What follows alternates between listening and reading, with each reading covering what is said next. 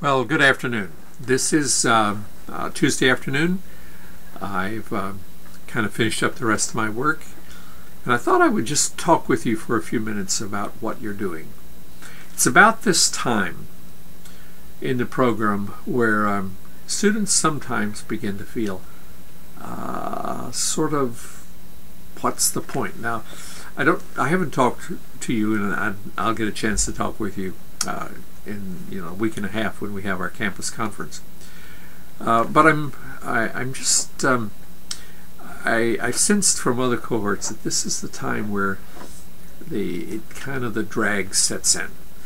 Once you're past this semester, you're halfway through, and you're beginning to look towards your more towards your thesis and your thesis topic and things like that.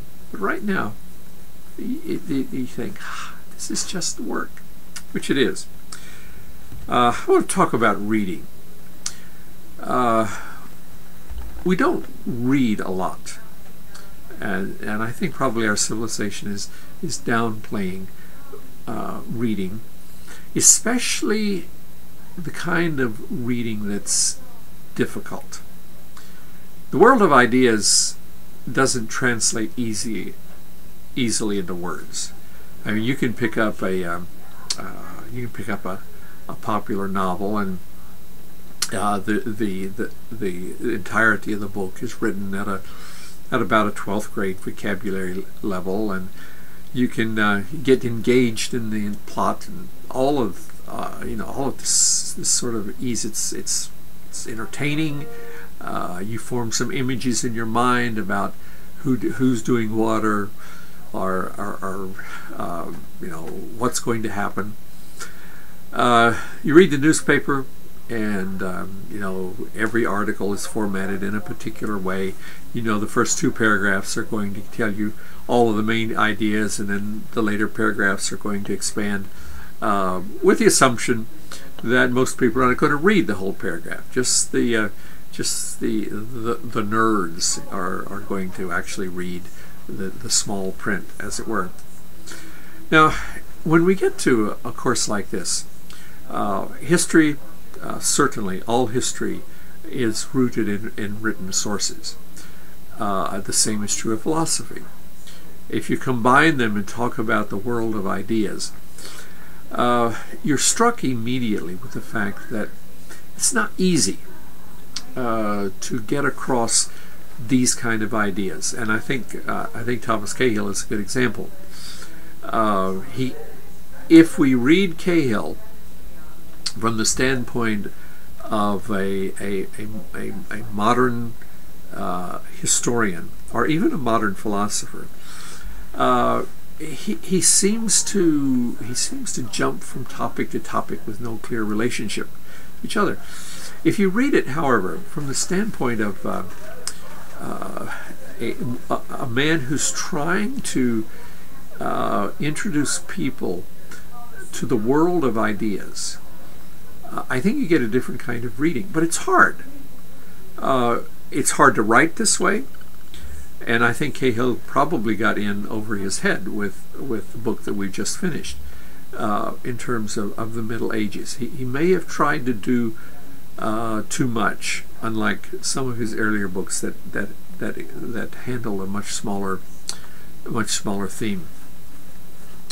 Of course, when you get to Augustine, here is a man of words communicating with men of words, because at his time, either you talked face to face with an individual, or you wrote it down, quill and parchment, and I think everyone, like Augustine and his contradictors,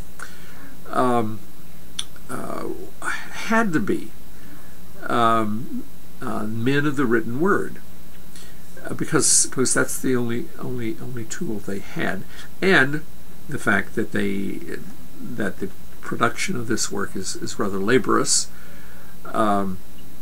It requires, they are utilizing an attempt to bring these ideas apart. And I think Augustine's biggest single method of doing that was by addressing his comments to specific authors of other works. For instance, Varro. He sort of takes Varro's writings apart and kind of turns them inside out, so that you see not only what was written, but you also understand another level, if you would, a different worldview as to how things happen. So I encourage you to remember that it is in reading that you learn to read. It's when you keep at it that it begins to make sense on two levels. The first level is what the author says, and the second level is the context in which the author is writing. Augustine gives you hints. If you are comfortable, if you've reached the point where you can read at two levels at once. What does he say? What is the political, social, religious context in which he's writing? Now, usually we're taught to read at the first level. And the challenge of graduate study is that you will begin to learn to read at the second level also. There's a great deal more to the written message than simply the words themselves. And as we read, as we put things together, even taking insights from Cahill and applying them to Aquinas, for instance, as to what were the dominant images of this period, what were the issues that challenged and motivated. Your reading will grow richer and richer and deeper. So I'm offering this as a way of encouragement that you're going to improve at this. Your reading will get faster. Your reading will begin to function on more than one level. And when you're done, you will be able to read anything else at two levels, whether it's the novel or the newspaper article or the journal article. You will have the innate capacity to read it, literally an increasing capacity to read between the lines. And that skill is going to transform the way that you read the written word. It's going to transform the way that you write as well, as you bring these together. So don't get discouraged, don't get frustrated. Just keep in mind there's a reason for the reading, and it's at the very core of graduate study. The ability to move beyond one-dimensional reading and not only read for the information, but also read for context. If you want to talk to me about this, I certainly will reserve some time at the conference. We can pursue it a little more if you want to explore it.